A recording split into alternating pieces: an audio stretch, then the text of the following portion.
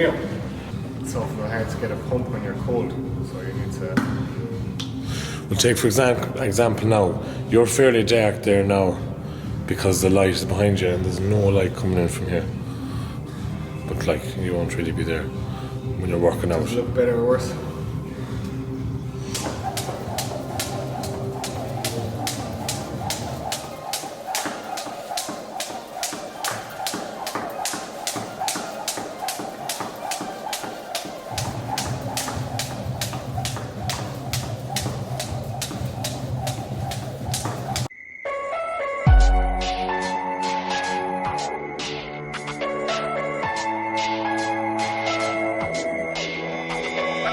Alright, so the first superset, no surprises, is chin-ups and dips. These are foundation upper body movements that I'm always on to clients about, especially young people starting in the gym, young lads trying to build some upper body strength. It's to master chin-ups and dips before you really start focusing on anything else, trying to get good at bench pressing or bicep curls. If you're trying to build proper strength in your upper body, you have to be good at chin-ups and dips before you do anything else, in my opinion.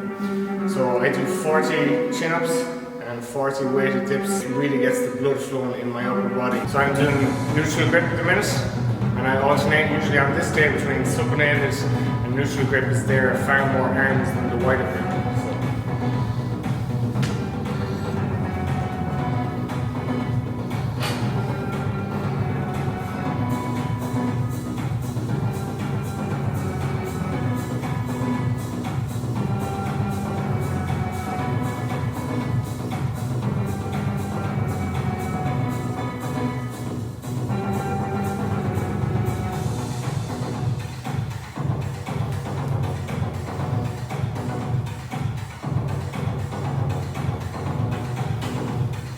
So again, just to really warm up the upper body, I do 3 sets of 10, and then my last set I go to absolute failure on them, which is usually 12 or 13 reps. Superset with that is dips. So I do the dips weighted because dips are obviously a good bit easier than chin-ups.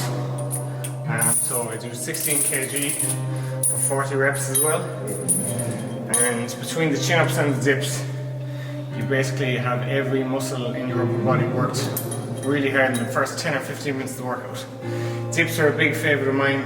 I've done dips in nearly every upper body push session I've done since I was 16 or 17. So a real foundational exercise, unreal for triceps, chest, shoulders, and far easier on shoulder health than your barbell bench pressing, which is far more commonly used for building upper body muscle and strength.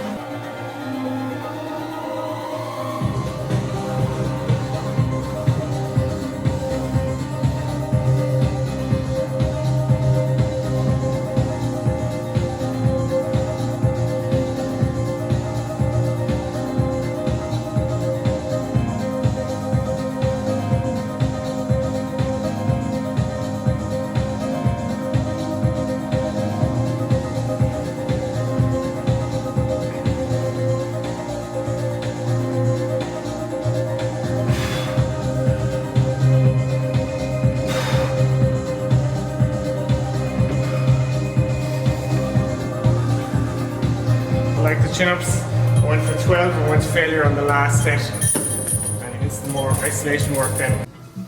Alright, so the second part of the program is a shoulders giant set. So a giant set is anything more than 3 exercises, and this has 6 exercises. So I do rear delt flies, then I do normal lat raises, then I do 2 isometrics, so one against the rack at about halfway out when your arms are about this wide, and then another isometric where I grab light dumbbells and up to the top when my arms are out straight, so I'm overloading 2 parts of the strength curve. Then after that I move into 2 exercises for the rear delts, band pull parts for 15 and face pulls for 15. So I've never actually got my shoulders to work this hard or got a delt pump like this. This is the most I've ever felt my shoulders working. I think it's really improved my shoulders, which are always a weak point for me, and they pump up an awful lot after just 2 rounds of doing this. Do 4 rounds of it. It's light enough weight, you won't need heavy weight. The heaviest I'm doing is like 15 kgs on the rear delt flies. It's more about volume and getting as much blood as possible into the shoulders.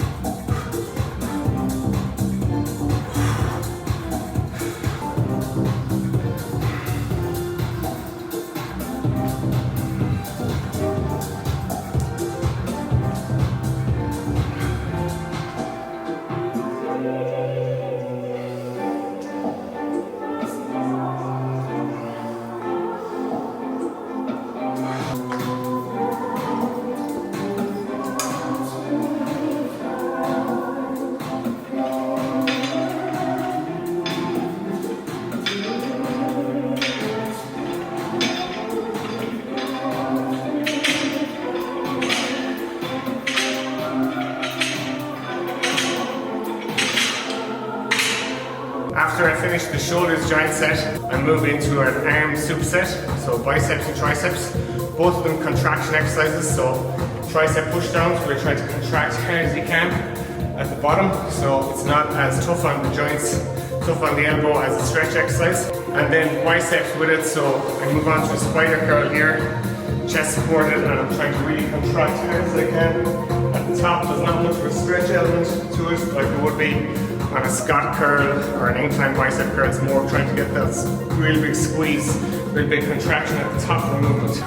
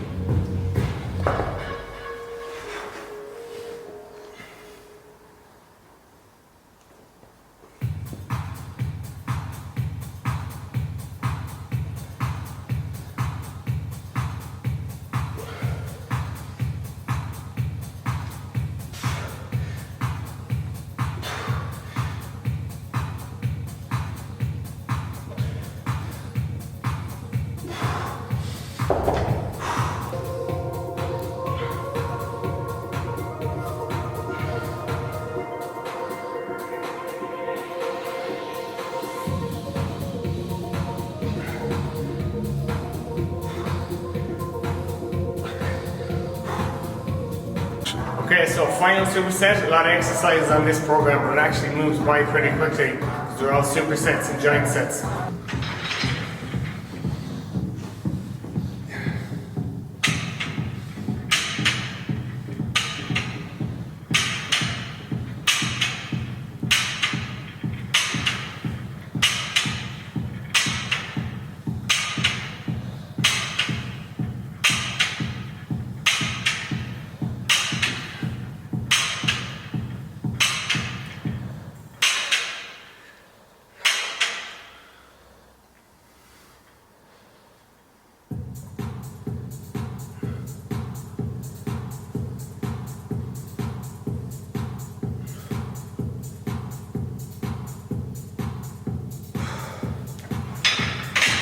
And the final one is your bicep stretch exercise. So the most important part about an incline curl is that you keep your elbow back here past the shoulder and you don't come forward like that, which takes the whole point of the incline out. So keep your elbow back here so that when you fully straighten your arm at the bottom, you get a really big stretch. Keeping the elbow all the way back, in line with the shoulder, behind the shoulder for all the reps. Maybe a little bit forward as the reps get harder, but like I said, to get the full stretch on the bicep, you need to straighten your arms fully and keep your elbows back in line with the shoulders.